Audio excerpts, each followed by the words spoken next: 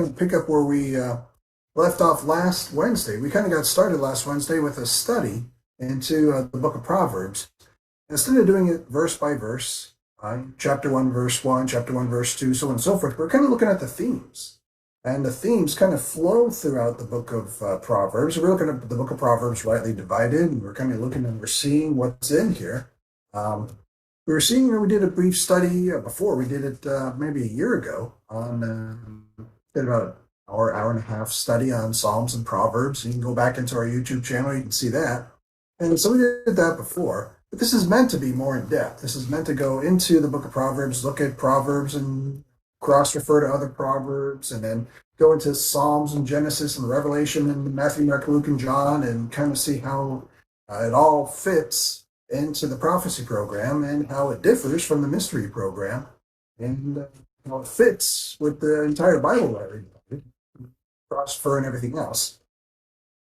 And so we see how we can go through and see everything verse by verse, but more so how we can see things proverb by proverb and see the themes that pop up. And so we'll see the common themes that continue to show up through the different multiple chapters, dealing with the issues of prophecy, dealing with Israel, dealing with Levitical issues. And last week we had gone through and we looked at the 613 points of law that Israel deals with, and the covenant standing that Israel also has to deal with. We talked about things like forsake not the law, forget not the law, and that the law is light. And we looked at things like health and life and inheriting substance and land and who dwells on that land. And the wicked's not going to dwell on the land, and the righteous will dwell on the land. And we looked at different proverbs that said that because that was in light of the covenant made to Abraham, and it dealt with Genesis chapter 12, verses 1 through 3.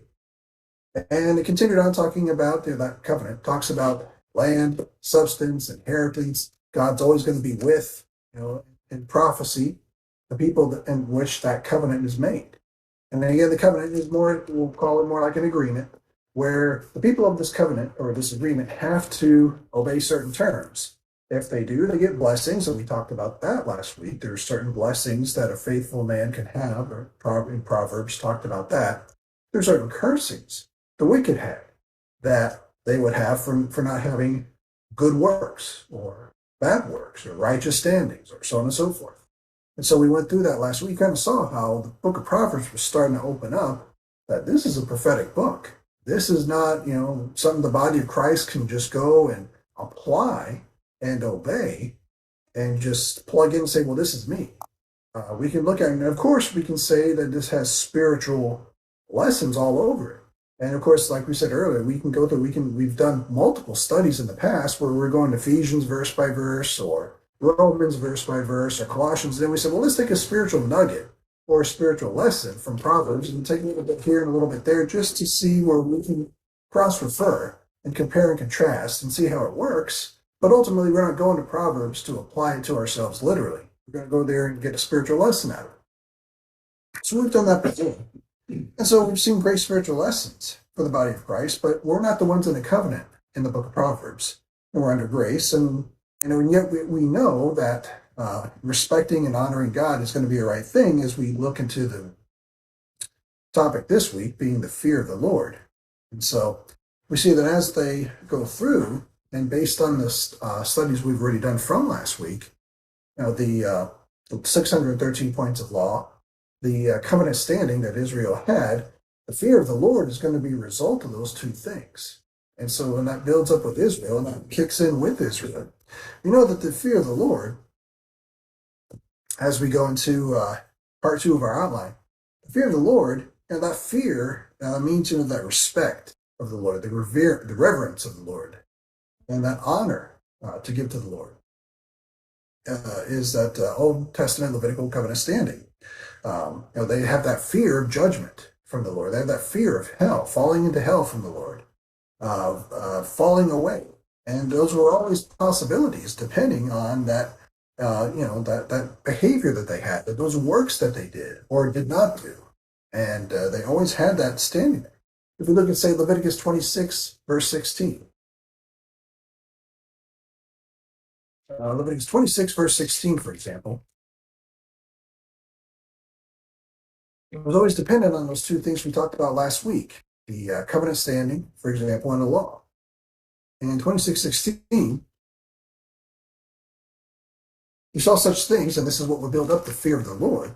Leviticus 26, verse 16 says, I also will do this unto you. I will even appoint over you terror, consumption, and the burning ague that shall consume the eyes and cause sorrow of heart. And ye shall sow your seed in vain, for your enemy shall eat it. And I will set my face against you, and ye shall be slain before your enemies, that they hate you, or they that hate you shall reign over you, and ye shall flee when none pursueth you. And it kind of goes on talking more about the covenant. But there were some things that if they didn't obey that covenant, they had great fear. They had reason to fear the Lord. And so we see this here, and there would be great fear in which they had to understand that if they wanted to be pleasing in His sight, they had to have they had to respect the agreement or the covenant that was there. In light of His omniscience, in light of His deity, in light of His omniscience, they had to respect that covenant. And, this was something they had to do. And so we see this there. I mean, even we read in Scripture that when somebody picked up sticks on the Sabbath day, that meant death. And so there was a natural fear that came about with that, if this was the agreement, you needed to keep it, or death was going to be death, judgment, hell. These were all real things. These were all real daily possibilities, hourly possibilities for Israel if they did not obey these things. So fear was a natural, if this was the cause, the law and the covenant, then the effect would be fear. And so that fear of the Lord would be something that would come about. And so if we look, for example, say Psalm 119, 120.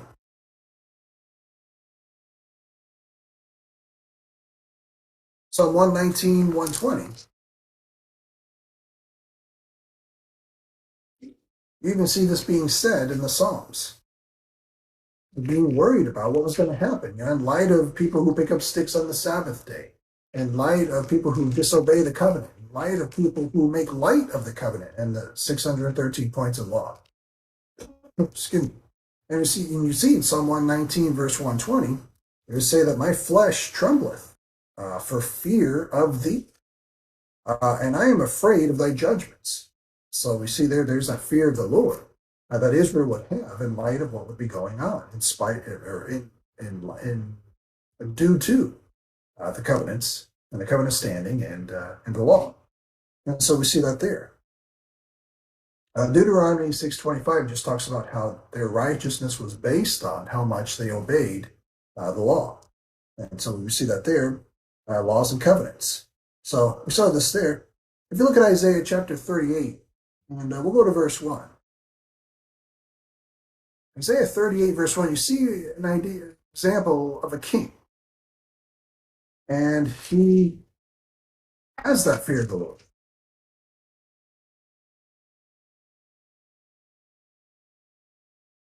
This is King Hezekiah. And so you'll see King Hezekiah. He has this fear of the Lord. He has an issue going on. He has a health issue going on. And because he has this fear of the Lord comes in and helps him out accordingly. And so what we see here, it says, in those days, this is Isaiah 38, verse 1. In those days was Hezekiah sick unto death. And Isaiah, the prophet, the son of Amoz, came unto him and said unto him, Thus saith the Lord, Set thine house in order, for thou shalt die and not live. Then Hezekiah turned his face toward the wall and prayed unto the Lord and said, Remember now, O Lord, I beseech thee, how I have walked before thee in truth and with a perfect heart, and have done that which is good in thy sight. And Hezekiah wept sore. And so he's essentially saying, I'm someone who did that which is right. I did as much as I could to obey the covenant. I did as much as I could to obey the law. I did that which is good in thy sight. Then came the word of the Lord to Isaiah, saying, Go and say to Hezekiah, Thus saith the Lord, the God of David thy father, I have heard thy prayer, and have seen thy tears. Behold, I will add unto thy days 15 years, and I will deliver thee and this city out of the hand of the king of Assyria, and I will defend this city. And this shall be a sign unto thee from the Lord, that the Lord will do this thing that he hath spoken. Behold, I will bring Again, the shadow of the degrees, which has gone down in the sundial of Ahaz, 10 degrees backward. So the sun returned 10 degrees, by which degrees it was gone down. And so not only is a sign shown that the sun would, his shadow would go backwards instead of forward, in the normal course of the day. Excuse me. But we see the Lord responding to Hezekiah's prayer, prophetic prayer, in that, we had discussed last week life and health and everything else, that because he has this fear of the Lord, because it's this fear of the Lord based on the covenants and everything else, he's saying, look, I've walked with you in a perfect, in a good and perfect way. And so he, in turn, is given health, 15 years of life, and there's this response given because he has that fear of the Lord. And based on the topics we studied last week and what we're moving into this week, we're seeing that this can be a very real thing in prophecy, that somebody can get health based on having that right fear of the Lord. So we see that cause and effect that comes in and takes place. We look at Luke chapter 1, verse 74. I go into the Old Testament book of Luke, chapter 1, verse 74. What you'll see here is that it comes in and talks even more about the idea that in order to cast out fear, there has to be this idea of walking in love or having this perfect love. That's going to help cast out fear. And that fear of the Lord is going to be when they're doing this. And this is going to be set up for a future time. It's Luke 174, I believe it was. And what we see here says, it's the oath that he swore to our father Abraham, that he would grant unto us that we, being delivered out of the hand of our enemies, might serve him without fear, in holiness and righteousness before him all the days of our life. And thou, child, shalt be called the prophet of the highest. And so you're talking about the Lord there. We were seeing there, says that eventually they know that they're going to serve him without fear. And that's going to be, they're looking forward to their New Testament as opposed to the Testament they have. But in Matthew, Mark, Luke, and John, they still have their Old Testament, but are looking forward to serving him without fear. You look at 1 John chapter 4 in verse 17. 1 John 4, verse 17. Based on what we see there in Luke, John also talks about it as well. 1 John 4, verse 17.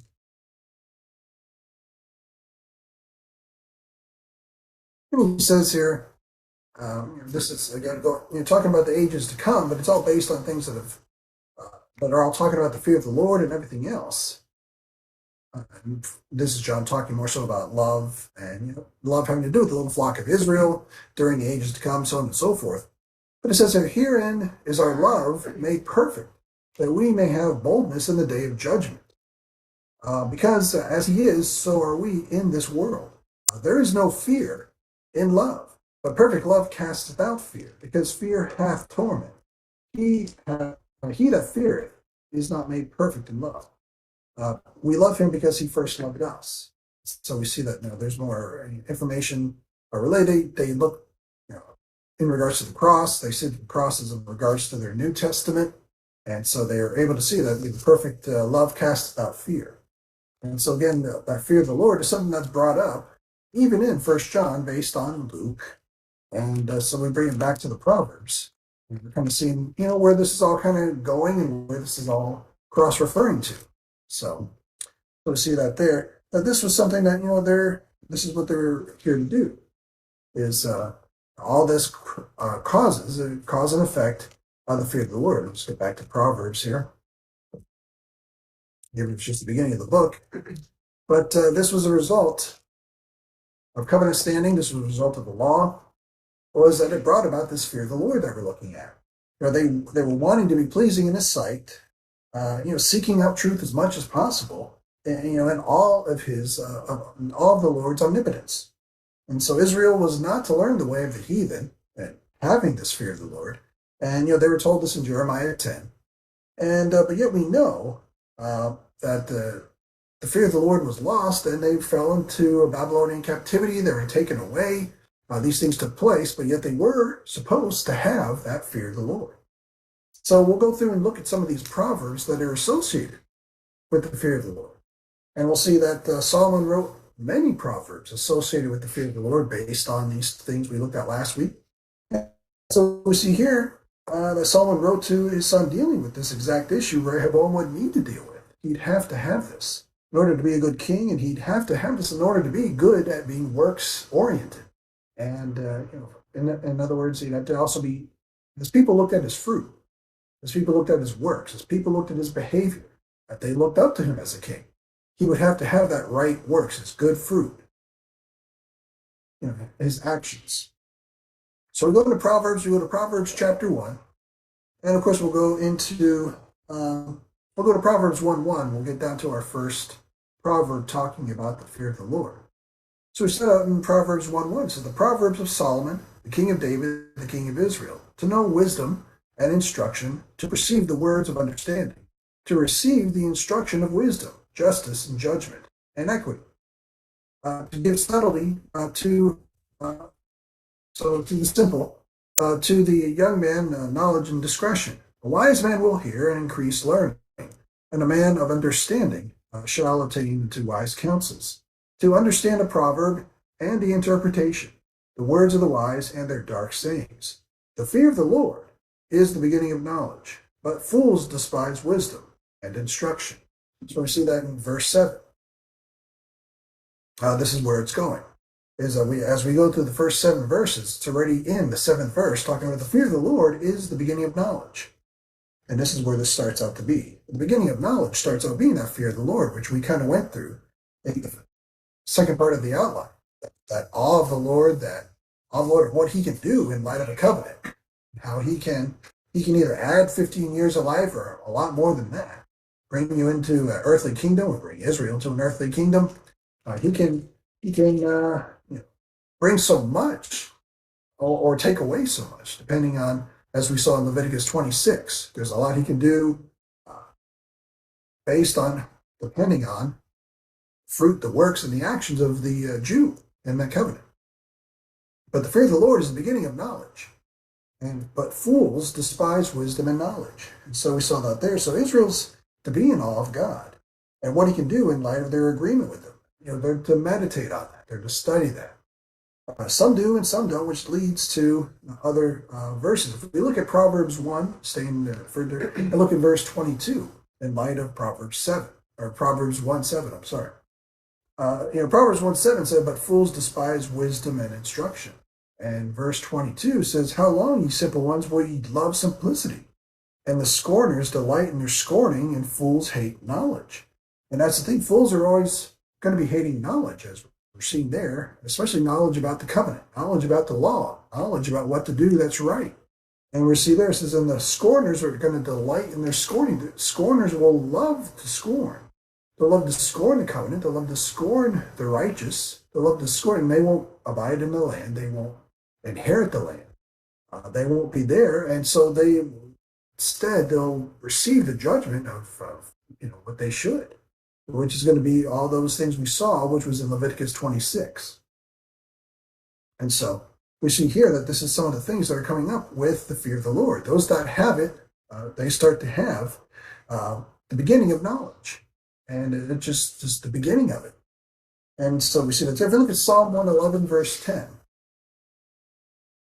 Psalm 111, verse 10, not only says it's the beginning of knowledge, but Psalm 111, verse 10 says that it's a lot more than just knowledge that the fear of the Lord is. Psalm 111, verse 10 says that the fear of the Lord is the beginning of wisdom. So it's not just knowledge, but it's wisdom. The fear of the Lord is the beginning of wisdom. A good understanding have all they that do his commandments. His praise endureth forever. So again, those that do his commandments, the law, everything else that we studied before. The fear of the Lord is the beginning of wisdom. So it's going to be the beginning of knowledge. It's going to be the beginning of wisdom. It's going to be the beginning of all these things that we see in Proverbs chapter 1, verse 7, which scorners are going to hate in Proverbs 1, verse 22. And the simple ones are just going to stick with their simplicity. Fools are going to hate the knowledge of it in verse 22. And so we see this here. If we look at Proverbs 5 in verse 12, as we stay on the same theme, Proverbs 5:12 says, it says, how I have hated instruction and my heart despised reproof. I have not obeyed the voice of my teachers, nor inclined my ear to them that instructed me. And so this was what was being pretty much said, that this was somebody else, as King Solomon was relaying this out, that he was saying, don't be like this, to King Rehoboam, saying, how I've hated instruction and how my heart despised reproof. Don't be this guy. He says the same. If you look at Proverbs 18:2, as we still stay on the same theme, Proverbs 18, verse 2, comes up again.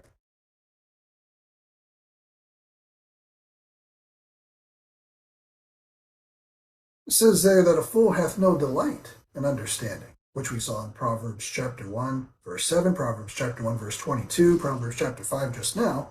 It says, a fool hath no delight in understanding, but that his heart may discover itself. And you hear this a lot, even in, as we kind of take the spiritual lesson from this, you hear this a lot in churches today, that God just wants you to, He wants your heart. It's all about your heart. And all about it. You hear a lot about the heart in churches today, and it's not going to be so much about how the heart is wicked. It's more so about do whatever delights your heart, and God wants to give you the desires of your heart, and it's all about how your heart is so wonderful and amazing and pure and wonderful, and there's no sin in there, and nobody sins, and God just wants to give you the desires of your heart. And you hear that like He's almost like He's like this intervening Santa Claus of some type. And so when you see that, that's what you see, that His heart may discover itself. And it's not about studying the scriptures. It's not about knowing who God is. It's not about, as we're seeing from, say, Proverbs 5:12, that it says that my heart despised reproof. And if a heart despises reproof, and you want that heart to discover itself, you're not seeing the heart that wants to know God. The fear of the Lord is the beginning of knowledge. If you have that fear of the Lord, you're not worried about if your heart discovers yourself or not. You're not worried if your heart despises reproof or not. You're looking to know the Lord. You're looking to know His ways. You're looking to know, in this case of Israel, you're looking to know His laws and His commandments and His covenants. You're not so much worried about your heart and all this other stuff. So we're seeing that this one theme coming up in Proverbs chapter 1, verse 7 kind of flows throughout the book of Proverbs. And that was one thing that had come up with it. If we go to Proverbs chapter 1, verse 25, the next thing that comes up with this, still dealing with the fear of the Lord. It's just that different Proverbs add to the same theme. The first one we saw was, the beginning of knowledge and the beginning of wisdom was the fear of the Lord. But now we also see, Proverbs chapter 1, verse 25. It says, but ye have set at naught all my counsel, and would none of my reproof. I also will laugh at your calamity. I will mock when your fear cometh. When your fear cometh as desolation, and your destruction cometh as a whirlwind, when distress and anguish cometh upon you, then shall they call upon me, but I will not answer. They shall seek me early, but they shall not find me. For they that hated knowledge did not choose the fear of the Lord. Or for that they hated not and did not choose the fear of the Lord. They would none of my counsel, or they would none of my counsel. They despised all my reproof. Therefore shall they eat of the fruit of their own way, and be filled with their own devices. For the turning away of the simple shall slay them, and the prosperity of fools shall destroy them. But whoso hearkeneth unto me shall dwell safely, and shall be quiet from the fear of evil. So again, we're seeing more about the idea of somebody having fear, and as they have that fear, only when there's that day of calamity do they go and seek out the Lord. But they didn't seek out the Lord early and have that righteous awe, honor, and respect and fear of the Lord early on. And so he says there, for that they hated knowledge and did not choose the fear of the Lord. So we're seeing that in that covenant standing, they, long time ago, whoever this is, never sought the Lord in the first place. They're only going to Him because something's come up, whether it's the Babylonian captivity, whether it's the Philistines, whether it's something else that's coming about, they're worried that something's going to happen. And only in the day of calamity are they seeking out the Lord. They just want to be rescued and then go back to whatever it is that they were doing that was wicked. They just want to go back and be wicked again, but go to the Lord when there's a day of trouble. And so he's saying, they that hated knowledge and did not choose the fear of the Lord, and there it is, they would none of my counsel, and they despised all my reproof. So apparently the Lord was having, whether it be somebody prior to or the Lord himself, was trying to help them and give them instruction, reproof, and chastisement, and everything else to get them on track. They rejected the whole thing. Now trouble's there. Now the Lord says, no, you're on your own. He even says that they shall eat the fruit of their own way. And so we'll look at some things that have to deal with this. And I believe it's going to be Isaiah chapter 30, verse 9, where we can see a good cross-reference to this. Now, what is this proverb talking about? Which we'll see more proverbs come up from this. But Isaiah chapter 30, verse 9, brings a little bit more information, brings a little more light to this.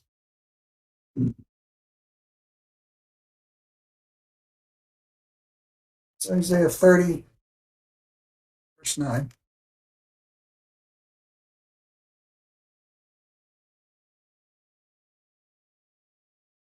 And this is kind of what they're saying.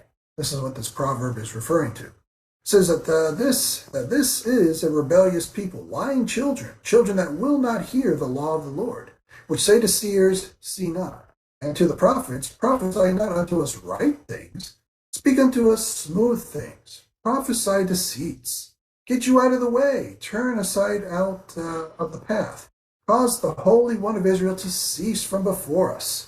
Wherefore, thus saith the Holy One of Israel, because ye despise this word, and trust in oppression and perverseness, and stay thereon. Therefore this iniquity shall be to you as a breach ready to fall, swelling out in a high wall, whose breaking cometh suddenly at an instant. And so they're saying this here in verse 10, prophesy not unto us right things, speak unto us smooth things, prophesy deceits. They're saying we want deceit. We want not the right things, but we only want to hear the smooth things. And so that's what we're seeing as we look at this in Proverbs. In verse 29, it says, for they that hated knowledge and did not choose the fear of the Lord, they would none of my counsel. They despised all my reproof. Therefore shall they eat the fruit of their own way. And as we see them eating the fruit of their own way, he's essentially saying that those that hated knowledge and their wisdom, refusing to fear the Lord in their covenant agreement, will abide in their own ways and reap the fruit of them. And so we see this come to play here, again, in the latter part of Proverbs chapter 1, where we see this come out to play again the most, and where you can see where they reap the fruit of where it says there especially, they shall eat the fruit of their own way, based on them not receiving the fear of the Lord. Look at 1 Kings chapter 18. This is where it comes up the most. This 1 Kings chapter 18, verse 25.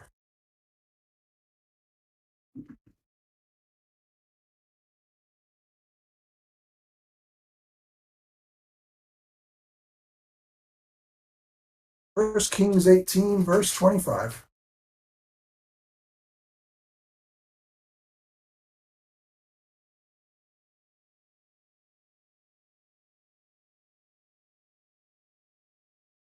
What we see here is Elijah with the prophets of Baal. And you want to talk about eating the fruits of their own way. What we see here says, and Elijah said unto the prophets of Baal, choose you one bullock for yourselves, and dress it first. For ye are many, and call on the name of your gods, and put no fire under. And they took the bullock which was given them, and they dressed it, and called on the name of Baal from morning even until noon, saying, O Baal, hear us. But there was no voice, nor any that answered. And they leaped upon the altar which was made. And it came to pass at noon that Elijah mocked them, and said, cry aloud, for he is a god. Either he is talking, or he is pursuing, or he is in a journey, or peradventure he sleepeth, or must be awaked. So you're seeing them trying to eat of the fruit of their own ways. They refuse to obey the Lord. They refuse to fear the Lord. And so Elijah's saying, well, whatever it is you're worshiping, whoever it is your God is, keep crying out to this guy, because he's either sleeping or he needs to be awake. And you cry louder because this guy is knocked out. And here it is that you're trying to get all of Israel to worship this God, this false God, Baal. So eat the fruit of your ways, cry out to them. And so we see there in verse 28, they cried aloud and cut themselves after their manner with knives and lanterns till the blood gushed out upon them. And so they're crying so loud into this false god that they're cutting themselves, trying to get this God to essentially wake up or whatever, but there is no God. That's what you can say about every false god that's out there today in society. People are screaming and yelling and crying and screaming. I mean, it's a great spiritual lesson. But nonetheless, this is what we're seeing in Proverbs chapter 1, verse 29. For they that hated knowledge and did not choose the fear of the Lord, they would none of my counsel. They despised all my reproof, for they shall eat the fruit of their own way. Essentially, God's saying, you don't want me? Go have the fruit of your own way. See what happens when the day of calamity comes. You can call unto your God, but this God doesn't exist. He's not coming to save you. So we see that there in Proverbs chapter 1, verse 25 through 33.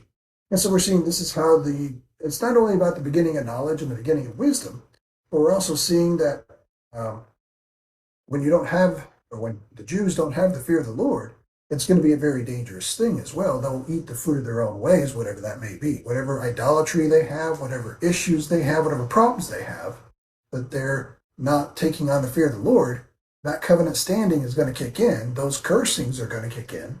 And whatever it is that they're worshiping, whether it's themselves, whether it's a false god or whatever, they're going to eat the fruit of their own ways as a result of this. So we see this there in Proverbs 1:25 through 33. Kind of going into the next chapter, now Proverbs chapter 2, and we'll see the next one. And it says, Proverbs 2, verse 1, my son, if thou wilt receive my words, and hide my commandments with thee, so that thou incline thine ear unto wisdom, and apply thine heart to understanding. Yea, if thou criest after knowledge, and liftest up thine voice for understanding, if thou seekest her as silver, and searchest for her as for hid treasures, then shalt thou understand the fear of the Lord, and find the knowledge of God. For the Lord giveth wisdom, out of his mouth cometh knowledge and understanding. So again, you're seeing there in verse 5, thou shalt understand the fear of the Lord and find the knowledge of God. So it's talking about, again, searching for it. And Israel has to, cry out for knowledge, lift up their voice for understanding. They have to, call upon the Lord and look for, ask for this, which we know comes a lot from Matthew 7:7. Ask, seek, knock, and it will be given unto you. And that's Israel. Those are prophetic information. And so as they pray and ask for wisdom, it gets given to them. If we look at 2 Chronicles, chapter 1, verse 10. 2 Chronicles chapter 1, verse 10, you see where Matthew 7 kicks in. Or chronologically, you can see from 2 Chronicles where Matthew 7 kicks in.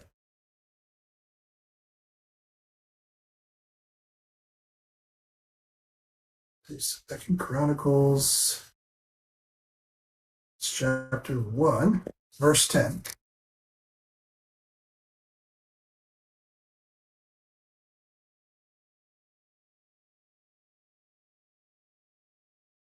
It says here pretty much, here's Psalm, says, give me now wisdom and knowledge. This is Solomon talking to God. So he's asking, as we know from Matthew 7, based on what we're seeing here in 2 Chronicles 1:10, give me now wisdom and knowledge, that I may go out and come in before this people, for who can judge this thy people that is so great? And God said to Solomon, because this was in thine heart, and thou hast not asked for riches, wealth, or honor, nor the life of thine enemies, neither yet hast asked long life, but hast asked wisdom and knowledge for thyself, that thou mayest judge my people, over whom I have made thee king. Wisdom and knowledge is granted unto thee, and I will give thee riches, wealth, and honor, such as none of the kings have had that have been before thee. Neither shall there be any like thee, or after thee have the like. So you're seeing there that the Matthew 7:7 kicks in. Solomon asks, and it's given to him. And see, it says, give me now wisdom and knowledge so that he can judge and do everything else. And so not only that, but this is what you're seeing in Proverbs chapter 2, verses 1 through 6, where they say, if thou criest after knowledge and lifteth up thy voice for understanding. That's Proverbs chapter 2, verse 3. As it leads into verse 5, then shalt thou understand the fear of the Lord, and find the knowledge of God. And this is what we're seeing here as it kicks in to Proverbs chapter 2. This is just an example. There's many more, but this is just an example we're seeing with King Solomon. King Solomon, therefore, then writes the book of Proverbs, gives it to Rehoboam. That's what we're reading now. And so we see this kick in here. But then if you look at the book of James, here's another cross-reference to everything that we're reading. Chapter 1, verse 5. James chapter 1, verse 5. That reads, if any of you lack wisdom, again, talking to the little flock of Israel, we see here what Matthew 7 says. And we see here what 2 Chronicles 1 talks about. If any of you lack wisdom, let him ask of God that giveth to all men liberally, and upbraideth not, and it shall be given him. But let him ask in faith, nothing wavering, for he that wavereth is like a wave of the sea, driven with the wind and tossed. For let not that man think that he shall receive anything of the Lord. A double-minded man is unstable in all his ways. And so we see there that lesson from the book of James, talking about if anyone lacks wisdom, let him ask. That's what Solomon did. That's what he got. That's what he's talking about in the book of Proverbs chapter 2 concerning the fear of the Lord. And this is what we're seeing here. So this is all working together in prophecy. This is all coming together through what we're seeing, the idea of wisdom and asking for wisdom, working through the fear of the Lord, and the Proverbs in prophecy. It's all working through here. So we see this come together here. And so it's all is plugging in bit by bit. So it's the fear of the Lord, the knowledge of God, and it's coming through one by one, as we see, which is written, in these Proverbs here. As we go into the next one, we're going to see Proverbs chapter 3, still dealing with the fear of the Lord. Proverbs chapter 3 in verse 7. And so so far we're seeing that, the fear of the Lord is the beginning of wisdom, is the beginning of knowledge. People are going to reap the fruit of what they have if they don't keep the fear of the Lord. And we're seeing that the fear of the Lord is something that the Jews can even ask for. Not the fear of the Lord, but so much wisdom in dealing with the fear of the Lord. They can ask for wisdom. They can receive it based on that fear of the Lord. When we get to Proverbs chapter 3, verse 7, we see something here, more details about the fear of the Lord. It says, be not wise in thine own eyes. Fear the Lord, and depart from evil. It shall be health to thy navel and marrow to thy bones. So again, we see there, fear the Lord and depart from evil, but be not wise in thine own eyes. So we see that there, and it's going to continue on through this theme in the book of Proverbs. So if we look at Proverbs chapter 16 and verse 6, we'll see something like this come up again.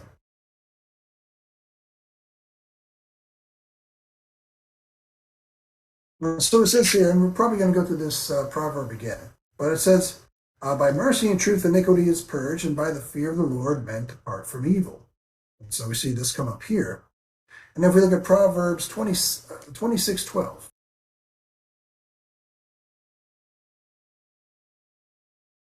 Proverbs 26:12.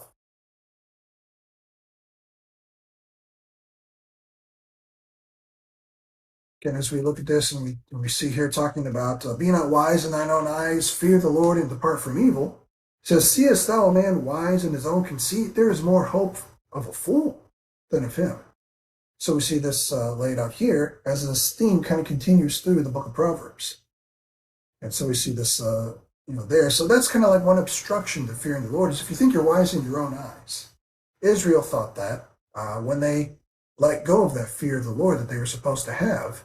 And you see it in the book of Isaiah, you see it in the book of Jeremiah, you see it in the book of Ezekiel, that they let go of that fear of the Lord they were supposed to have. They were wise in their own eyes. They ran after the ways of the nation, the heathen nations, which Jeremiah 10 said, they're not to do that. And the Babylonian captivity, amongst many other things, took part as a result. So we see that in there. But, whether it's through idolatry, whether it's through something else. If you look at Isaiah chapter 5, verse 21. a good cross-reference for a verse like this. Let's see. Talking about seest thou a man wise in his own conceit? There's more hope of a fool than him. Isaiah, let's see, Isaiah chapter 5, verse 21. Let's see, that says, that here's also what we did last week, but it says, woe unto them that are wise in their own eyes and prudent in their own sight. So again, he's talking about this, and this kind of, if you read back one verse even more, it says, woe unto them that call evil good and good evil, that put darkness for light and light for darkness, that put bitter for sweet and sweet for bitter. But again, woe unto them that are wise in their own eyes and prudent in their own sight. So we're seeing a good cross-reference. Like we were saying, this was going on in the book of Isaiah, the book of Jeremiah. This idea of seest thou a man wise in his own conceit? There's more of a hope for a fool than him. And this kind of goes back all the way to Proverbs, in chapter 3, verse 7, where it says, be not wise in thine own eyes. Fear the Lord. Instead of being wise in your own eyes, fear the Lord. And that's kind of what we're seeing, that they would need to do this in order, Israel would need to do this in order to have that right covenant standing, in order to at least attempt to obey these laws. The last thing they need to do is to be wise in their own sight.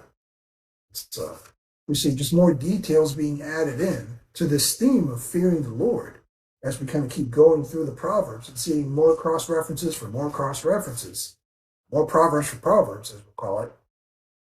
Whether it be the beginning of wisdom, the beginning of knowledge, you're reaping the fruit of what they're doing, calling out for the Lord for wisdom in order to fear the Lord, or just not to be wise in your own eyes concerning all this, and to fear the Lord as a result. We're seeing more details kicking in for the healthy fear of the Lord in prophecy. So we see that there. So this is one thing we see there. If we go continue on through, and we'll look at Proverbs chapter 8 in verse 13. Proverbs 8, verse 13. So as we go through this and we read the Proverbs literally, we're seeing that the Proverbs is a book that the body of Christ cannot take literally. But we are saying we can take spiritual lessons and spiritual nuggets and everything else from it, learn from it. There's no problem even with us saying that we want to have a healthy fear of the Lord. There's no problem with doing that as long as we know we're not this audience in the book of Proverbs. We are not in a covenant. We don't have a covenant. We're not in a Levitical understanding, a law understanding. But we could take spiritual lessons from this and say, well, I want to show the Lord respect. I want to show the Lord, honor. There's nothing wrong with that. But we do that by following Paul. We don't do that by literally taking Proverbs word for word. It's just not going to work. So we see here in Proverbs 8, verse 13. It says here, a definition here even says the fear of the Lord is. It's a good start there for more and more definition. So the fear of the Lord is to hate evil, pride and arrogancy, and the evil way, and the froward mouth do I hate. And so it's a good definition, even more so about the fear of the Lord, just to get more of that in there, just to see it more. The fear of the Lord, where did it go? There we go. Is to hate evil. So we see more of this come up. We won't necessarily turn to all of these, we'll turn through the Bible all night. But Psalm 97 also talks about hating evil. King David most likely said this to Solomon. Psalm 97, verse 10, if you want to refer to that, I'll give that verse out for you. You can look it up. Psalm 101, verse 3 also talks about hating evil. And again, you can turn it there and look that up. But again, these are two psalms that refer to hating evil, just as Proverbs 8:13 does. The fear of the Lord is to hate evil, pride, and arrogancy. And the evil way, in the froward mouth do I hate. If we look at Proverbs 4:24,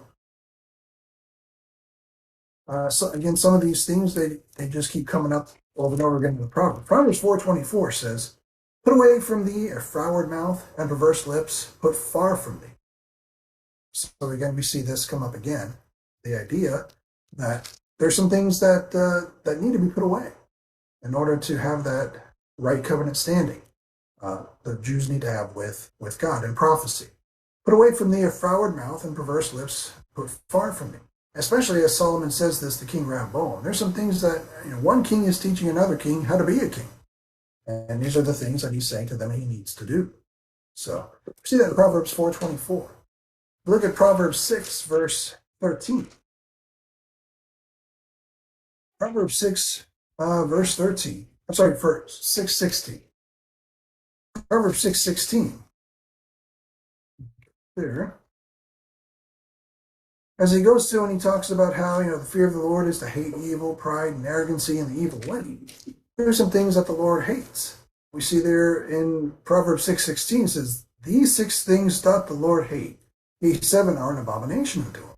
Proud look, a lying tongue, and hands that shed innocent blood, and heart that deviseth wicked imaginations, feet that be swift and running to mischief, a false witness that speaketh lies, and he that soweth discord among the brethren. And we see this here in Proverbs 6:16 through 19. So we're seeing that these are 6 things that the Lord hates. And so this comes up as we see that this is something that is being told, so that this is something that they need to know.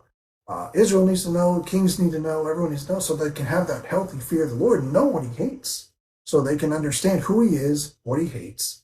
And it's right to know this. And some of the questions, even today, they say, well, does he still hate what he hates and like what he likes? And God hasn't changed who he is, but he has changed how he's dealt with us. So based on the cross, God would say today, I still hate these things, but I've dealt with them. And I've dealt with them through God the Son on the cross crucified. Now, I haven't dealt with this in the book of Proverbs. In King Solomon's day, if 6 things that the Lord hate, go take a lamb, go take a bull, go take a goat, and sacrifice them into the temple. And this is how this would be dealt with, at least with Israel. In Proverbs 6. Now, of course, today, God has dealt with these issues through Christ on the cross, and he still hates sin. God has not, a lot of people, when you say Jesus Christ preached according to the revelation of the mystery, people say, oh, this must be some new Jesus. This must be a Jesus that wants me to go ahead and I'm free to do whatever I want now. I'm free to, you do have liberty. Galatians talks about us having liberty. But God still hates what he hates, and he's still who he is. But he deals with us differently based on the cross. So that is something we can, again, it's spiritual lessons like crazy when we're in the book of Proverbs. So we can get all sorts of wisdom from here, all sorts of wonderful lessons from here. We can learn who God is in here. And yet we're seeing what's written aforetime is written for our learning in here. But yet we're seeing, when we want to see exactly what has God done since Proverbs, we go to Paul. And that's where we go to see, where things are today. But yet we're seeing, we're learning about Israel's fear of the Lord this week here in Proverbs. So this is kind of where we're at, which leads us back to where we are. Proverbs chapter 8, verse 13. The fear of the Lord is to hate evil, pride and arrogancy, and the evil way, and the froward mouth do I hate. And that's what we see there. So this kind of works through this here. If we go into Proverbs chapter 9 now, go to Proverbs 9, verse 10. Kind of comes up again. And we see here it says, the fear of the Lord is the beginning of wisdom, and the knowledge of the holy is understanding. And this kind of goes back to what we've already seen. I would just refer you back to Proverbs chapter 1, verse 7. That's where we started. Proverbs chapter 2, verse 5. We went through that. So I would kind of refer you back to those 2 Proverbs. Some other things we can see when it says that the fear of the Lord is the beginning of wisdom, and the knowledge of the holy is understanding. If you look at the book of John, Old Testament book of John, chapter 17, verse 3. Go there, just stay in the Old Testament, go to John chapter 17, verse 3.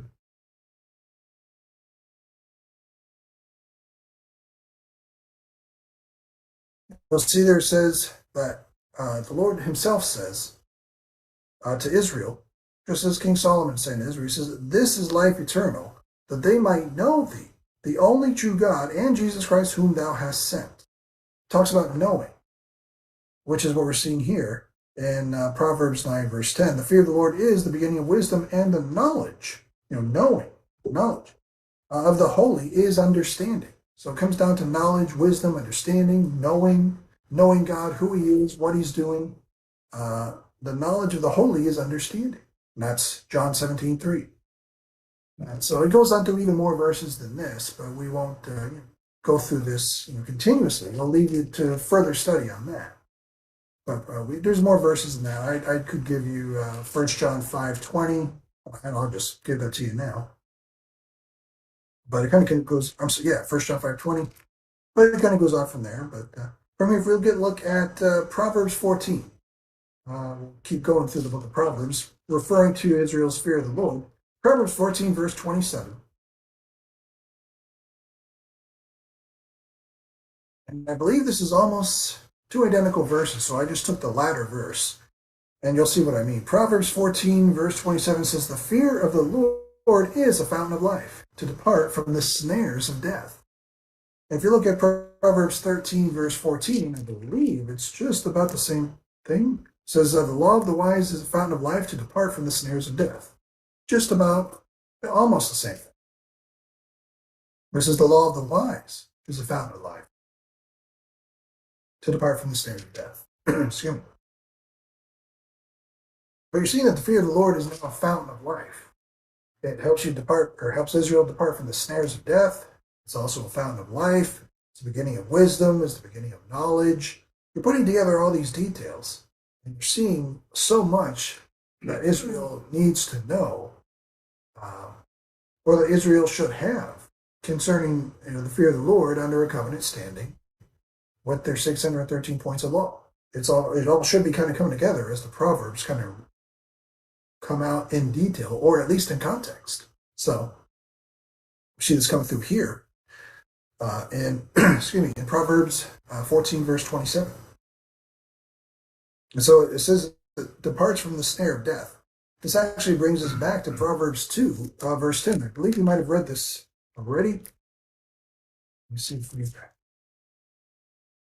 Yeah, here we go. When it says about departing from the snares of death, here's what that means. Proverbs 2:10 says, "When wisdom entereth into thine heart, and knowledge is pleasant unto thy soul, discretion shall preserve thee, understanding shall keep thee, to deliver thee from the way of the evil man, from the man that speaketh froward things, who leave the paths of uprightness to walk in the ways of darkness, who rejoice to do evil, and delight in the frowardness of the wicked, whose ways are crooked, and they froward in their paths, to deliver thee from this strange woman, even from the stranger which flattereth with her words, which forsaketh the guide of her youth, and forgetteth the covenant of her God."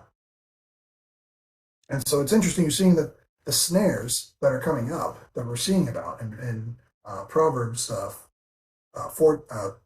14:27, these departs from the snares of death. You're seeing things that are coming up that have to do with the strange, the froward man, the strange woman. And it's talking about it, which says in verse 17 of Proverbs 2, "Which forsaketh the guide of her youth, and forgetteth the covenant of her God." And so the strange woman forgets the covenant of her God, which would make sense for Israel under law and prophecy. She would forget the covenant of her God. "For her house inclineth unto death, and her paths unto the dead." And so all of this in context should make further sense as we see that it continues to be these snares that Proverbs 14:27 is talking about, and that Israel, having the fear of the Lord, would avoid all this. Israel not having the fear of the Lord would run right into this and even go further into the Babylonian captivity, which would be what Leviticus 26 talks about. So we're seeing this continuously come up again and again. If we look at Proverbs 15, verse 33, we'll keep going through this. Now we're going to see some examples of the fear of the Lord. And so what we'll see here, Proverbs 15, verse 33 is more so an example of the fear of the Lord either taking place or kicking in or something like that. It says the fear of the Lord is the instruction of wisdom, and before honor is humility. And so the best example, when I was kind of trying to see the best way to explain this, of course I'm going to go back to pre-Israel example of this and kind of plug it in here. But this is the instruction of wisdom, and before honor is humility. So if you think about Noah, how he was mocked by everybody on the planet at the time, uh, he was pretty much mocked. Then, of course, the rain came, the flood came, and nobody was laughing then. Before honor is humility. He's building the ark. God tells him build the ark. He has that fear of the Lord. He does what the Lord says. He builds the ark as he's told to. He's got that fear. He's got that awe. He's got that honor. He's got that reverence to do what God says to do. And he gets mocked for it. He gets laughed at. He gets told, when he says get in the ark, nobody gets in. No one wants to get on board with this quote unquote crazy guy. He's before honor is humility. So I see that he's getting humiliated, but then of course then he gets honored, and so we see that take place there. The idea of this, but when it comes to this, the fear of the Lord is an instruction of wisdom. That kind of comes in. We're seeing this here in Proverbs 15:33. There's an example there, and so just that example to take from there. But if we look even at how Noah kept that fear of the Lord going, look at Proverbs 18:12.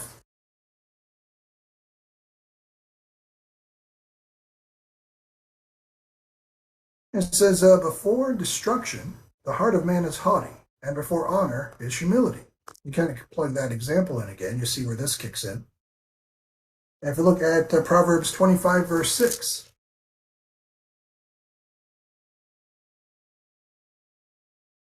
Proverbs 25, verse 6 says, put not forth thyself in the presence of the king, and stand not in the place of great men.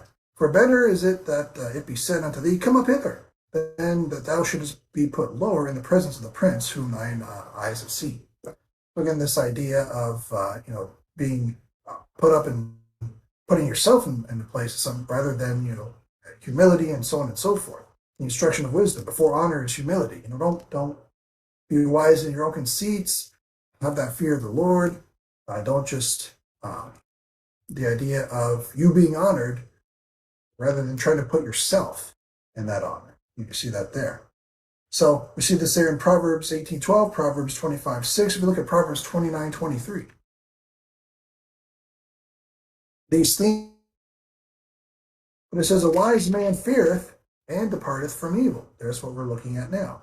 But the fool rageth and is confident.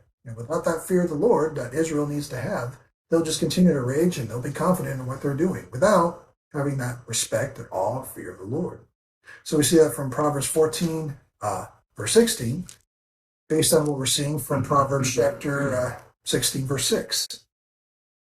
And that's kind of what you read. If you look at even at Job, the book of Job, chapter 1, verse 1. That's why we read what we read in the book of Job. His description. What's going on with Job, who he is, why they describe him the way they describe him.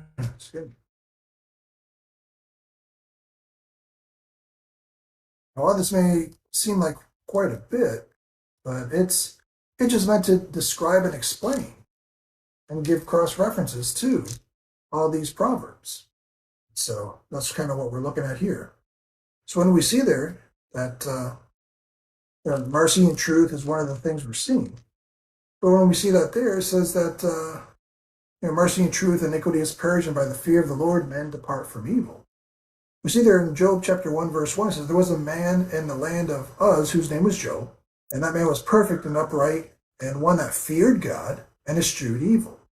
And I believe it comes up again in in Job chapter 1, verse 8. It says, and the Lord said unto Satan, hast thou considered my servant Job, that there is none like him in the earth, a perfect and upright man, one that feareth God and escheweth evil.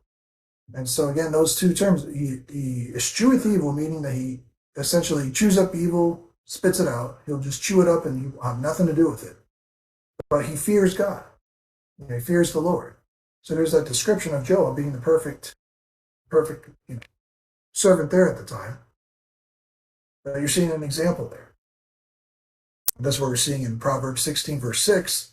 He that keepeth the commandment, keepeth his own. I'm sorry, I read the wrong one there.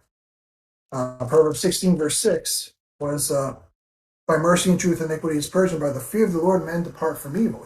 When, as we saw there, he escheweth evil. That was Job, and he feareth the Lord.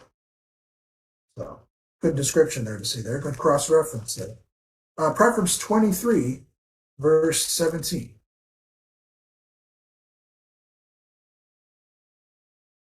Still dealing with Israel's fear of the Lord, still dealing with the fear of the Lord based on covenant standing, based on 613 points of law. Proverbs 23, verse 17. Now it's going to talk about, when there's that fear of the Lord, make sure you're not envying the wicked. Don't envy the sinner. And it says there in Proverbs 23:17, let not thine heart envy sinners, but be thou in the fear of the Lord all the day long. And so it says that there. Don't envy sinners. And I believe in Proverbs 24:1 says just about, it's a good cross-reference. Be not thou envious against evil men, neither desire to be with them. So we see that theme come up again, Proverbs 24:1, matching with Proverbs 23:17. It even goes back a little bit. We won't turn to it, but you could read more about this in Proverbs chapter 3. It's in Proverbs chapter 3, verse 31. It comes up again. So again, we're seeing, don't envy sinners. Don't envy, don't be envious against evil men. Have the fear of the Lord. The fear of the Lord will help you depart from evil, will help you understand the beginning of wisdom, the beginning of knowledge. It puts together all these details for Israel so that they can have that right covenant standing, or at least helps them quite a bit. And it builds up that healthy fear because they know what God will do based on Leviticus 26 if they don't have that fear. And we saw what God did through the Babylonian captivity as he rightly upheld the agreement that he said, this is the agreement, you keep it. Are you guys going to keep it? And Israel said yes, and they didn't uphold their end of the bargain. So we'll wrap up on this last proverb, and we'll stop here, but it's Proverbs 24, verse 21. Proverbs 24, verse 21, it says, my son, fear thou the Lord and the king, and meddle not with them that are given to change. For calamity shall rise suddenly, and who knoweth the ruin of them both? So we see this here. And he says, do not give, don't give envy, or don't envy those that are given a change. But Ecclesiastes chapter 8, verse 2 talks about this, a good cross-reference for this. And it's Ecclesiastes chapter 8, verse 2.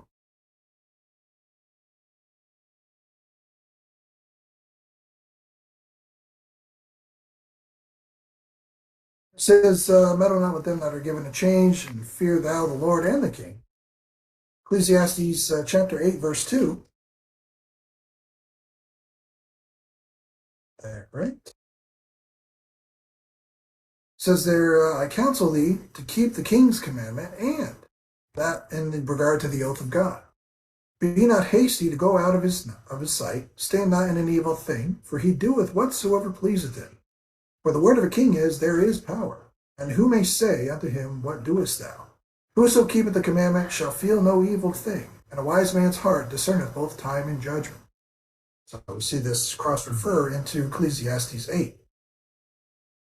It works out well there. And when it talks about in verse 21 of Proverbs 24, it says, meddle not with them that are given to change. One of the best examples, there's tons of examples, but a good one is Numbers chapter 16. If you go to Numbers 16, it's going to be in verse 1.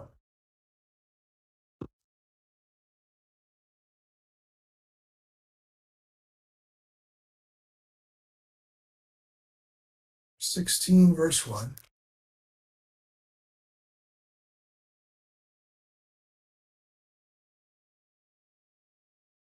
And it's pretty much Korah. He's given a change. He's not liking how things are. He's looking for change. It says, now Korah, the son of Izhar, the son of Kohath, the son of Levi and Dathan and Abiram, the sons of Eliab, the son of Peleth, the sons of Reuben, took men. And they rose up before Moses with certain of the children of Israel, 250 princes of the assembly, famous in the congregation, men of renown. And they gathered themselves together against Moses and against Aaron, and said unto them, Ye take too much upon you, seeing all the congregation are holy, every one of them, and the Lord is among them. Wherefore then lift ye up yourselves above the congregation of the Lord. And of course, when Moses heard it, he fell upon his face. He knew what was coming. And this is Korah's rebellion against Moses. And the Lord has the earth swallow him up whole as a result of this chapter. But Korah's rebellion doesn't last very long. It's given for change. And Proverbs 24 talks about saying, have that fear of the Lord. Don't run off with people that are given to change.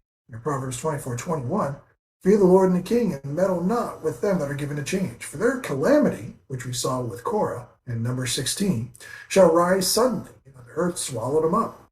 And who knoweth the ruin of them both? Eventually Moses found out the ruin of Korah. But we see this come up time and time and time again in prophecy. Who knows the ruin of them both? So we see that there. So when it comes to what Paul says about the fear of the Lord, things like that, we see Paul mention this a couple of times. But if we look at 2 Timothy chapter 1, verse 7. 2 Timothy chapter 1 in verse 7. Here's when Paul talks about fear. The spirit of fear, so on and so forth. 2 Timothy chapter 1, verse 7. Having that fear of what God's going to do to us, if we have more bad works than good works, what God's going to do is if we mess up our covenant with God, our covenant, we see there that we're not even under one. It says, for God hath not given us the spirit of fear, but of power and of love and of a sound mind. We can serve God, not having this fear that we're going to break a covenant, or we're going to break a law, or we're going to, step on a crack and break the mother's back and all those worries that we're going to constantly do something wrong, because actually we've all done something. We've all fallen short. Christ died on the cross and paid. We're all declared guilty, so we could all be given grace. And so we said, God has not given us the spirit of fear, but of power and love and of a sound mind. And so we see this is what Paul's response is to the fear of the Lord. And that we're to walk in the Spirit, having liberty, but not in bondage. It's Romans chapter 8, knowing that we're not in condemnation. And that we're redeemed, Galatians chapter 4, knowing these things. Paul's made mention of the fear of the Lord in his epistle before. He's talked about this. If you look at Ephesians chapter 5, verse 21, he's made mention of this before, as far as instruction-wise.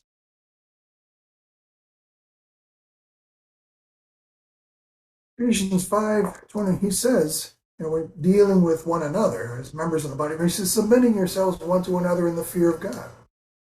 And so we can, as we have that healthy reverence and respect for God, due to his grace, due to what's going on in the dispensation of grace, understanding the revelation of the mystery, and of course, rightly dividing the word of truth, we submit ourselves one to another in the fear of God. Not under a covenant, not under law, not as Israel, not as 12 tribes, and not in prophecy, but in the fear of God, in liberty, under grace. We can do these things. Not having that spirit of fear, but of power and love and of a sound mind. So we see that this is something that Paul talks about. And so we see knowing these things from 2 Timothy, Romans 8, Galatians 4, and Ephesians 5. We see how Paul talks based on how Proverbs mentions the fear of the Lord. So we'll stop here on this topic, but we'll go next week into more with Proverbs. Like we were talking a little bit earlier, we'll go through this for a couple weeks. And either next week we'll do justice and judgment and prophecy in the book of Proverbs, based on everything we've gone through so far, or we'll go through the way of the Lord in the book of Proverbs. We'll just decide which topic we're going to go through. We'll figure it out and we'll kind of go through it.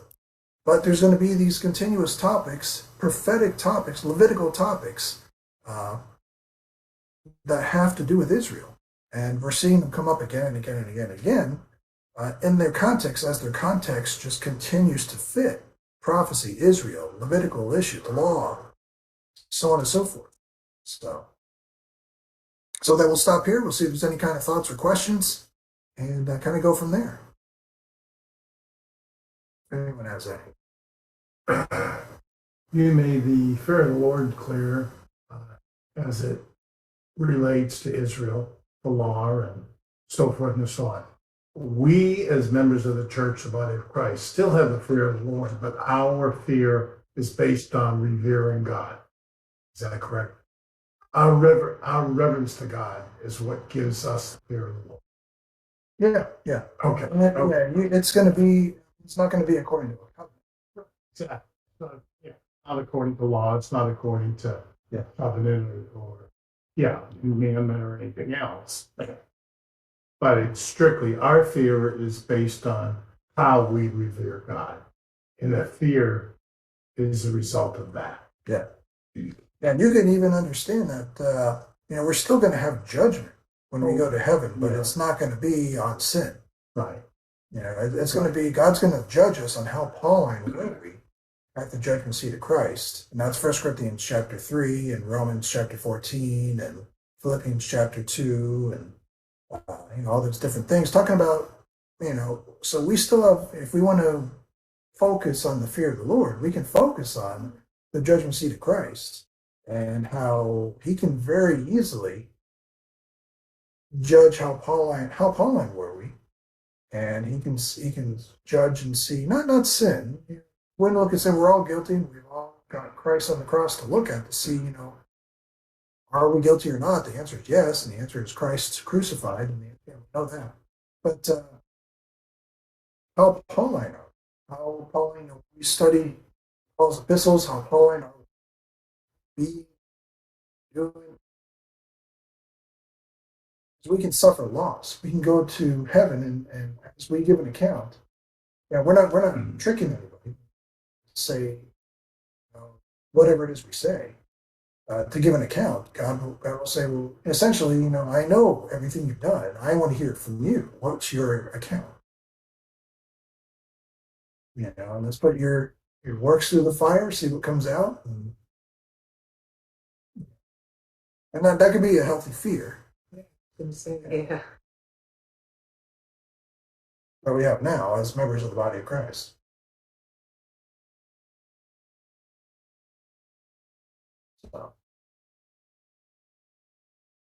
So I don't know if there's any other thoughts or. But yeah, so far, these 2 weeks have been good going through the Proverbs. You're kind of seeing Proverbs in their proper context. I think I heard from someone during the study saying that there's not too much out there in the book of Proverbs rightly divided. Proverbs mid-acts dispensational. Proverbs, so it's good to kind of do something like this, kind of maybe put more out there, a little more out there, more details. We're kind of doing Proverbs for Proverbs for Proverbs. You're doing a lot of Proverbs, and there's a lot of context coming out there as a result. So we're getting a lot of Proverbs information. What was it? The law, the covenant standing, the fear of the Lord. We'll do a couple more weeks in Proverbs just to get the context out there. Question off topic. I am trying to talk with a girlfriend. I think I mentioned it a few weeks ago. And today I tried to start teaching her what the mystery was by listening to Justin. She had two arguments with me, and I feel so daft. I don't know how to answer these. For one thing, it's a 2005 lecture or sermon from Justin, and it's called The Mystery Revealed, I believe.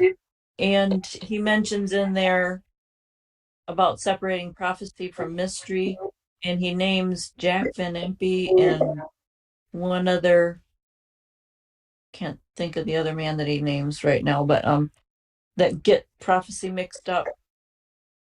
And she was offended by that because she has studied Van Impe and she thinks he's right on. How do I refute that? She says, well, you can see things coming to fruition for what prophecy told us was going to happen. You can see it happening. So she says prophecy is happening now. And I said it's not happening right now during the mystery. You're right. She has to kind of, she's going to have to see that because if she's putting prophecy into mystery and mystery into prophecy, she's got not just a few scripture verses mixed up, she got everything combining. Whisking. Yeah, as we said on Sunday, she's taking everything and mixing. She's got everything mixed. Everything is completely blended together. It's not just a couple of verses or even a couple of books. It's all 66 books are just one big message right now. So it's I mean, you're doing the right thing. There's nothing wrong that you're doing. It's just that she may not. I mean, she may not be able to handle something like that right now. It's gonna take multiple, She multiple. just doesn't see it yet. Yeah, she's literally gonna have to want to shut down and listen to what you have to say for weeks, and that's just gonna be a long thing, long discussion. Well, most of the people that I talk to around here, and she has said it too, because she was born and lived here, but then she moved away and her husband was military, so she moved around to several places. And she said she never heard the replacement theology until she moved back to this area. She didn't realize that people thought that the church or the body of Christ was Israel or took the place of Israel.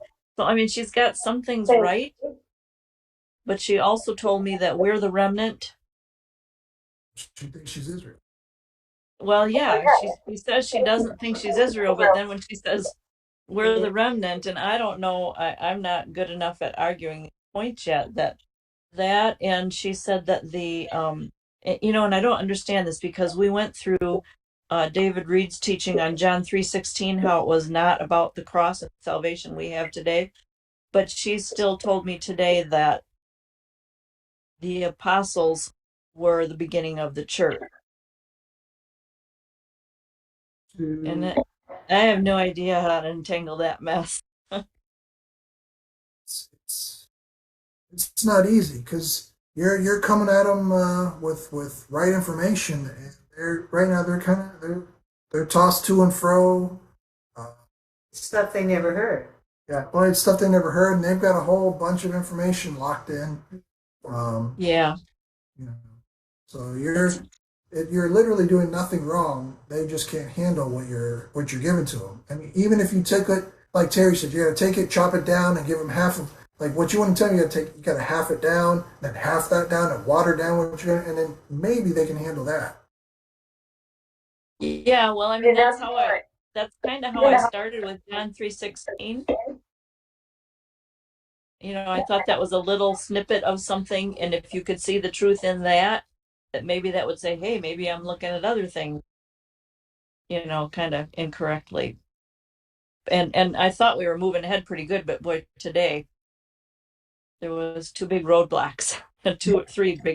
We're the remnant. The church started with the apostles. And what was the other? Oh, and that Jack Van Impe was right. She studied him and she thinks he's very wise. Well, I actually think you're doing a great job. Yeah, absolutely. The fact that all this is coming your way is actually totally normal. It's just, if you had said that this was your second conversation and you completely won her over, then I'd say you need to start your own like church, because this is all just normal, and if you're still in a good relationship with her, that's even better because yeah, we are. It's like sometimes you say, I'll let go because I'm not here to beat you over the head. Some things you got to let go and say, okay, you know what, stick with Jack Van Impe for now. We'll come back to this later. It's not worth screaming and yelling at you. It's not worth that. We'll come back to this later. We'll deal with this. Salvation's the biggest issue. If you want to do your Jack Van Impe thing, well, not now. We'll come back to it. Yeah, well, and that's one thing she kept saying. Well, I don't feel it's a salvation issue. Yeah. And that's true, but it sure can help. It sure can confuse you to be following the wrong doctrine. Absolutely. Make life rather difficult. Yeah. Well, and a lot of people think they hear you or think they understand you. And it's good that she said that, because now you know that you have to somehow get back and repeat yourself maybe differently, because Yeah. I can't tell you how many times people have said, yeah, we're on the same page. Yeah. No, you're not. Yeah. But She they think thinks, they, yeah, she thinks she is, or she thought she was till today. you're just going to have to come back to it at some point. Or maybe she'll bring it back up again. Yeah, I'll kind of leave it alone for a while. Like you said, I don't want to pound her over the head with it. Yeah, You know, because and go ahead. I was gonna say because when we get into pounding people over the head, they walk away from us. They leave us alone. They never want to talk to us again. Yeah, that's kind of what I'm afraid of, and I don't want that. So I'll leave it alone for a while and see if she brings up anything. Yeah, no, it's fine. That's perfectly fine. You kind of just do what you can. When you see them kind of like wincing away, then you say, okay, let's stop. Let's come back to it. Yeah. Okay. Yeah. Yeah, to me it just seemed funny that she says to me she gets upset or concerned with people in this area that think that we take Israel's promises. She sees the difference there, but yet you go back to the details and she can't see it there, you know. And I mean, I know it's the way you're taught for years and years. I mean, that's what I was am dealing with, I guess. But that's all I have to say. I just was hoping for some guidance on where to go next.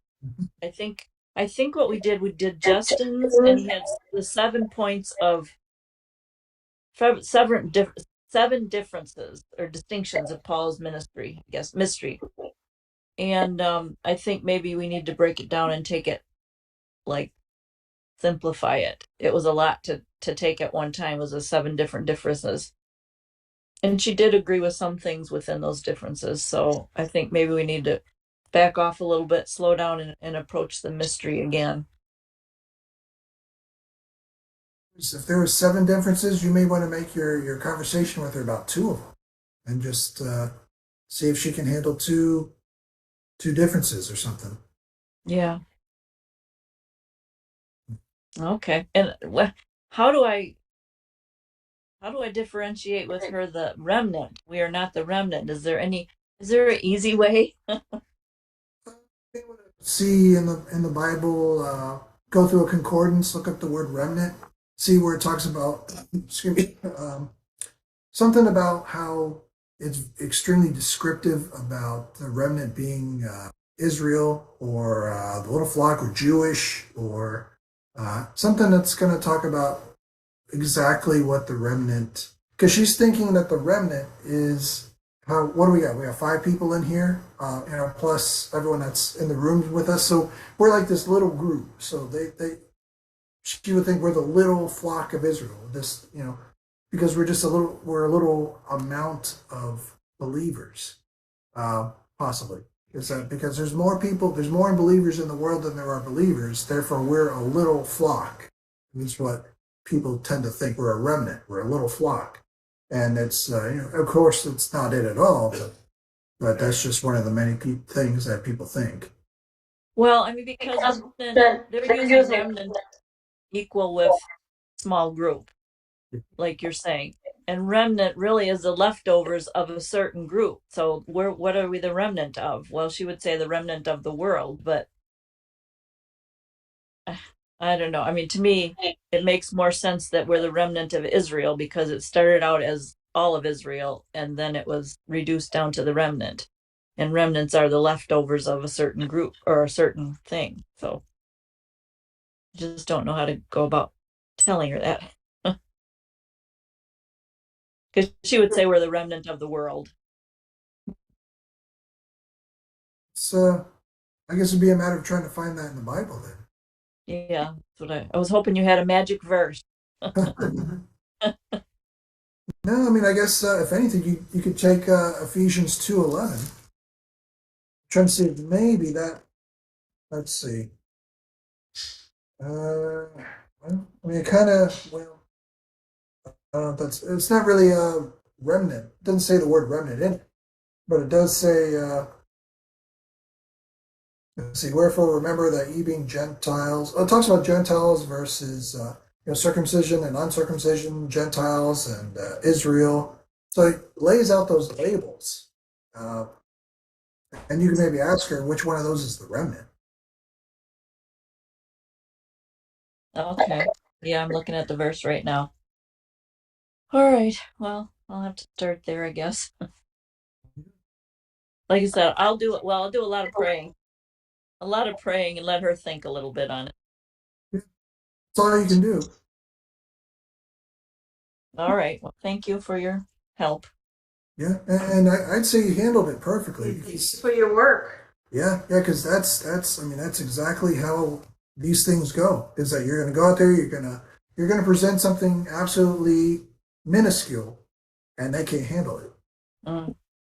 Yeah, and I And mean, I think I would have been the same way, so I got to remember that. yeah, and then you just kind of back off and let them like shake it off, and you just uh, let them work through it, I guess, and then try again at a later date, and repeat the cycle. Well, I mean, we're not we're not really seeing prophecy come true, but why do so many people think we are? Why do they point to so many things in the Bible and say this is happening and this is? I mean, I'm trying to think when I was lost and I was doing that. I just wanted God to be right. I wanted God to be so. I thought I couldn't rightly divide. I didn't rightly divide. So I thought that I just thought everything was God's doing. Every intervention, every action, every newspaper event had to be of God. Um, so I thought that whenever some hurricane or weather event or uh, something in the Middle East or something, whatever, it had to be God's doing or God's. And so if there was a verse that had a couple of words that matched maybe what the news, maybe there's a locust or something, a plague somewhere. Um, Well, even now, I'm seeing a lot on Facebook that people are saying that because of the Supreme Court thing, Roe v. Wade, that now our nation will again be blessed. oh yeah, So again, yeah. of God and all that kind of stuff. it's not gonna be blessed. No, I know, All right, I know that, but I mean, they're going back to that. Yeah, but that's what I always thought. I always thought that it was God doing this and it was God doing that. But then things just didn't make sense. I couldn't answer why is God doing this? Why was God causing hurricanes or locusts or plagues or diseases or famine? Why was this happening? Why was even Matthew 24? Why was the earthquake happening in some country somewhere? Was it? It was almost like Matthew 24, but it wasn't. But I couldn't figure out why. But things just weren't fitting. But I still said, well, it has to be God. I'm going to stick with it. I'm going to run with it. I'm going to look for more help and you just keep watching. You watch people like Jack Van Impe, and he puts a better spin on it than I ever could. So I'm going to say, well, this guy, he's spinning it better than I am. So I'm going to stick with what he says. Yeah. Yeah, and she's a studier. So she's studied. Yeah. Yeah. Studied the wrong stuff. Yeah. Yeah. Yeah. Okay. Well, thank you. Yeah. Thank you. Thank you for bringing it up. Yeah. So we'll be back here on Sunday. We'll do another study. We'll be back here Wednesday. We'll keep going through the Proverbs, and we'll kind of go from there. So, all right. All right. So we'll be back here on Sunday. See everyone later.